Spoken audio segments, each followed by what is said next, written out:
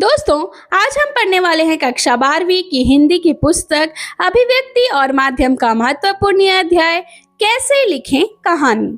तो आइए दोस्तों, इसे हम डिटेल से समझते हैं। कहानी किसी एक व्यक्ति की नहीं होती, बल्कि उसे कहने और सुनने वाले सभी लोगों की होती है। इस दुनिया में रहने वाला हर इंसान अपनी कहानी कह सकता है और दूसरों की कहानी सुन सकता है। कहानी के बारे में सोचने से पहले यह समझना जरूरी है कि कहानी क्या होती है। अलग अलग विद्वानों ने इसकी अलग अलग परिभाषाएं दी है, इसलिए एक ही परिभाषा सब पर लागू नहीं होती।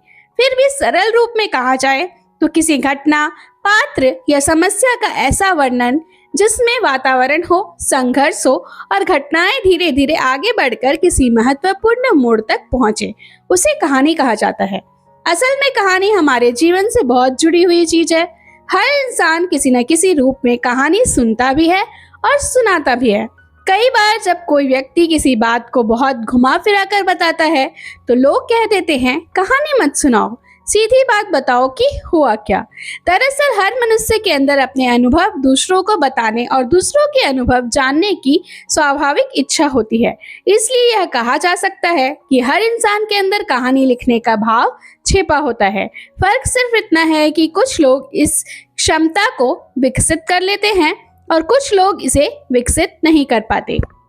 कहानी का इतिहास उतना ही पुराना है जितना मानव इतिहास, क्योंकि कहानी कहना और सुनना मनुष्य के स्वभाव का हिस्सा है। पहले समय के लोग घटनाओं, युद्ध, प्रेम और प्रतिशोध के किस्से सुनाया करते थे। धीरे धीरे कहानी कहने की यह कला विकसित होने लगी। मनुष्य में कल्पना करने की शक्ति भी होती है, इसलिए जब सच्ची घटनाओं पर आधारित कहानी सुनाई जाती थी तो उसमें कल्पना भी जोड़ दी जाती थी। लोग अक्सर वही सुनना पसंद करते हैं जो उन्हें अच्छा लगे। जैसे अगर कोई नायक युद्ध में हार भी जाए तो लोग यह सुनना पसंद करेंगे कि उसने बहुत बहादुरी से लड़ाई लड़ी और अच्छे उद्देश्य के लिए अपने प्राण दे दिए। जो कथावाचक नायक की वीरता को अच्छी तरह से बताता था, उसकी लोग प्रशंसा करते थे और उसे इनाम भी देते थे। इस तरह सुनने वालों की पसंद के अनुसार कथावाचक अपनी कल्पना से कहानी को और रोचक बना देता था। हमारे देश में मौखिक कहानी सुनाने की परंपरा बहुत पुरानी है। खासकर राजस्थान में यह आज भी देखने को मिलती है। प्राचीन समय में कहानी बहुत लोकप्रिय थी, क्योंकि उस समय लोगों तक जानकारी पहुंचाने का कोई और बड़ा साधन नहीं होता था। इसलिए धर्म प्रचारकों ने भी अपने विचार फैलाने के लिए कहानी का सहारा लिया। शिक्षा देने के लिए भी कहानियां लिखी गई, जैसे पंचतंत्र की कहानियां, जो बहुत शिक्षाप्रद हैं। इसी कारण शुरू से ही कहानियों में उद्देश्य भी जुड़ा गया था। कहानी का सबसे महत्वपूर्ण हिस्सा कथानक होता है। कथानक का मतलब है कहानी का छोटा और संक्षिप्त रूप, जिसमें शुरुआत से अंत तक की मुख्य घटनाएं और पात्र शामिल होते हैं। उदाहरण के लिए कफन नाम की प्रसिद्ध कहानी, जिसे मुंशी प्रेमचंद ने लिखा है, यह कहानी लगभग 12 से 10 से 12 पन्ना की है, लेकिन इसका कथानक कुछ पंक्तियों में बताया जा सकता है। कहानी में घिशु और माधव नाम के दो गरीब और आलसी किसान होते हैं। माधव की पत्नी बुढ़िया प्रसव पीड़ा से तड़प रही होती है, लेकिन दोनों बाहर अलाव पर आलू भून रहे होते हैं। अंत में बुढ़िया की मृत्यु हो जाती है। उसके कफन के लिए पैसे नहीं होते, इसलिए वे जमींदार और गांव वालों से पैसे मांगते हैं। लेकिन कफन खरीदने के बजाय वे उन पैसों से शराब पी लेते हैं और नशे में मदहोश हो जाते हैं। कथानक को कहानी का प्रारंभिक नक्शा कहा जाता है। जैसे मकान बनाने से पहले उसका एक साधारण नक्शा कागज पर बना जाता है, उसी तरह कहानी लिखने से पहले उसके बारे में एक रूपरेखा बनती है, जिसे कथानक कहते हैं। कहानी का कथानक अक्सर लेखक के मन में किसी घटना, अनुभव, जानकारी या कल्पना से आती है। कभी लेखक को पूरी कहानी का विचार मिल जाता है और कभी सिर्फ एक छोटा सा प्रसंग, कोई पात्र या एक विचार उसके मन को आकर्षित करता है। फिर लेखक उसी को आगे बढ़ाकर पूरी कहानी बना देता है। कहानी को आगे बढ़ाने में कल्पना की बड़ी भूमिका होती है, लेकिन लेखक की कल्पना पूरी तरह असंभव या बेकार नहीं होती। वह ऐसी कल्पना करता है जो वास्तविक जीवन में संभव हो सके। जब लेखक को कोई छोटा सा सूत्र या विचार मिल जाता है तो उसी के आधार पर वह कहानी का परिवेश, पात्र और समस्या तय करता है। फिर वह इन सब के आधार पर सोचता है कि कहानी को किस तरह आगे बढ़ाया जाए ताकि वह रोचक भी हो और उसका उद्देश्य भी पूरा हो। उदाहरण के लिए मान लीजिए किसी लेखक ने अस्पताल के बारे में एक मरीज को देखा। उसे पता चला कि वह मरीज कई दिनों से अस्पताल आ रहा है, लेकिन अभी तक डॉक्टर को नहीं देखा पाया। इस छोटी सी घटना से लेखक के मन में कई विचार आ सकते हैं। अब लेखक सोच सकता है कि वह अस्पताल की व्यवस्था पर कहानी लिखे, या उस मरीज की पीड़ा पर ध्यान दे, या इस घटना को समाज और राजनीति की समस्याओं से जोड़कर एक बड़ी कहानी बनाए। इसी तरह एक छोटी सी घटना से पूरी कहानी का कथानक तैयार हो जाता है। आमतौर पर हर कथानक के 3 भाग होते हैं: प्रारंभ, मध्य और अंत। कहानी धीरे धीरे आगे बढ़ती है और उसमें कई तरह की बाधाएं या संघर्ष आते हैं जो कहानी को रोचक बनाते हैं। द्वंद्व का मतलब है कि कहानी में कई काम आसानी से नहीं होता। रास्ते में कोई ना कोई समस्या या रुकावट आती रहती है। एक समस्या खत्म होती है तो दूसरी आ जाती है। कभी कभी किसी समस्या का हल मिलते ही कहानी अपने निष्कर्ष पर पहुंच जाती है। कहानी का अंत ऐसा होना चाहिए कि उसका उद्देश्य पूरा हो जाए और अंत तक उसकी रोचकता बनी रहे। कहानी की हर घटना और पात्र का एक देश, काल और स्थान होता है, यानी वह किस समय, जगह और माहौल में हो रहा है।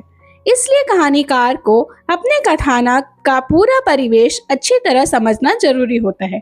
जैसे अगर कहानी अस्पताल पर आधारित है तो लेखक को अस्पताल का माहौल, वहाँ की आवाजें, डॉक्टर, नर्स, मरीज, उनके काम और आपसी संबंधों के बारे में अच्छी जानकारी होनी चाहिए। इससे कहानी ज्यादा सच्ची और रोचक बनती है।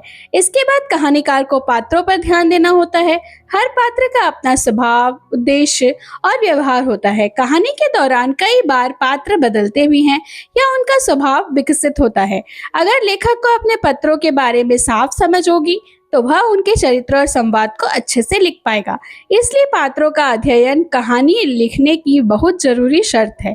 लेखक को यह भी पता होना चाहिए कि कौन सा पात्र किस परिस्थिति में कैसे प्रतिक्रिया देगा। असल में एक अच्छा कहानीकार अपने पात्रों को बहुत अच्छी तरह समझता है और उनसे एक गहरा संबंध बना लेता है। तभी कहानी सजीव और प्रभावशाली बनती है। कहानी में पात्रों का चरित्र चित्रण बहुत जरूरी होता है। पहले समय में लेखक सीधे लेख देता था कि कोई व्यक्ति दयालु, बहादुर या अच्छा है, लेकिन यह तरीका अब प्रभावशाली नहीं माना जाता। आज कहानी में पात्रों का चरित्र उनके कामों, व्यवहार और संवादों से दिखाया जाता है। जैसे अगर कोई व्यक्ति ठंड में कांपते गरीब को अपनी साल दे दे तो इससे साफ पता चलता है कि वह दयालु है। इसी तरह अगर कोई दोस्त की फीस चुपचाप जमा कर दे तो उससे अच्छा स्वभाव का पता चलता है। कभी कभी दूसरे पात्रों के संवाद से भी किसी व्यक्ति का चरित्र पता चलता है। जैसे कोई कहे कि यह समस्या तो मुरलीधर ही हल कर सकता है, तो इससे मुरलीधर की समझदारी और भरोसेमंद स्वभाव का पता चलता है। किसी पात्र की रुचियों से भी उसका स्वभाव समझ में आता है। जैसे जो व्यक्ति खतरनाक जानवरों की तस्वीरें खींचता है वह साहसी होगा। इसी तरह किसी बुरे काम करने वाले व्यक्ति का चरित्र अलग दिखाई देगा। कहानी में संवाद बहुत महत्वपूर्ण होते हैं। संवाद ही कहानी को आगे बढ़ाते हैं और पात्रों को जीवित बनाते हैं। संवाद ऐसे होने चाहिए कि उनसे पात्र का स्वभाव, उसकी स्थिति और उसकी पृष्ठभूमि समझ में आ जाए। संवाद छोटे, स्वाभाविक और सीधे होने चाहिए, क्योंकि बहुत लंबे संवाद कहानी को कमजोर बना देते हैं। कहानी धीरे धीरे चरम उत्कर्ष की ओर बढ़ती है। क्लाइमैक्स वह बिंदु होता है जहां कहानी का सबसे महत्वपूर्ण और प्रभावशाली क्षण आता है। इसे बहुत सावधानी से लिखना चाहिए ताकि पाठक पर उसका गहरा प्रभाव पड़े। कहानी को रोचक बनाने में द्वंद्व की बड़ी भूमिका होती है। जब दो विचारों या परिस्थितियों का टकराव होता है तभी कहानी आगे बढ़ती है। अगर सब लोग एक ही बात पर सहमत हों तो कहानी में रोचकता नहीं रहती। कहानी लिखना सीखने का सबसे अच्छा तरीका यह है कि अच्छी कहानियां पढ़ी जाए और उनका विश्लेषण किया जाए। इससे कहानी लिखने की कला धीरे धीरे बेहतर होती जाती है। प्रसिद्ध लेखक भीष्म साहनी बताते हैं कि जब उन्होंने अपनी पहली कहानी लिखी तो उन्हें लगता था कि वह प्रेम कहानी होनी चाहिए। उम्र और साहित्य दोनों के हिसाब से भी यह ठीक था, लेकिन उस समय उनके पास प्रेम कहानी लिखने के लिए सही परिस्थितियां नहीं थी। इसलिए उन्होंने वही लिखा जो उस समय बहुत से नए लेखक लिखते थे, अबला नारी की दुख भरी कहानी। वह कहानी बहुत खास नहीं थी, बल्कि थोड़ी बेतुकी और मन घड़ंग थी। फिर भी क्योंकि वह दुखान थी और एक दुखी स्त्री की कहानी थी, इसलिए वह कॉलेज की पत्रिका में छप गई। कुछ समय बाद उनके मन में सचमुच एक प्रेम कहानी लिखने का विचार आया। उस समय वे कॉलेज छोड़ चुके थे और अपने पिता के व्यापार में हाथ बटा रहे थे। इसी दौरान उन्हें जीवन में कई नए और अजीब अनुभव होने लगे। एक दिन शाम को वे बाजार से लौट रहे थे। रास्ते में अस्पताल के पास एक भीड़ दिखाई दी। पास जाकर देखा तो वहां एक गरीब प्रेमी जोड़ा खड़ा था। लड़की रो रही थी और लड़का जमीन पर बैठा उससे कह रहा था कि वह उसे छोड़कर ना जाए और बस 2 दिन का इंतजार कर ले। लड़का बीमार था और अस्पताल में भर्ती था। वह कह रहा था कि 2 दिन बाद वह ठीक हो जाएगा और फिर मजदूरी करके दोनों का जीवन चल लेगा। लड़की डरी हुई थी और वह कह रही थी वह अकेले शहर में नहीं रह सकती। दोनों गांव से भाग कर आए थे और बहुत गरीबी के जीवन में बिता रहे थे। आसपास खड़े लोग इस दुखद स्थिति को देखकर हंस रहे थे और मजाक कर रहे थे। इस पूरे दृश्य में नायक नायिका, दुख, संघर्ष और अनिश्चित अंत सब कुछ था। यह घटना देखकर भीष्म साहनी बहुत प्रभावित हुए और उन्होंने इस पर एक प्रेम कहानी लिख दी।